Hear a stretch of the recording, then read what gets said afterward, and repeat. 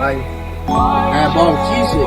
ভাই তোমার ক্যাশে যেন 5,000 টাকা ছিল ভাই, ওটা আমি দিয়েছিলাম ভাই অ্যাসাইনমেন্টের জন্য। কি করছে এগুলা?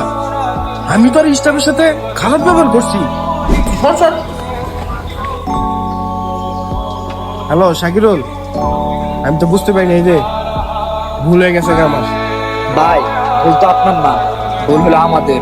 আমরা গরিব হইয়া এ দুনিয়াতে জন্মগ্রহণ করছি।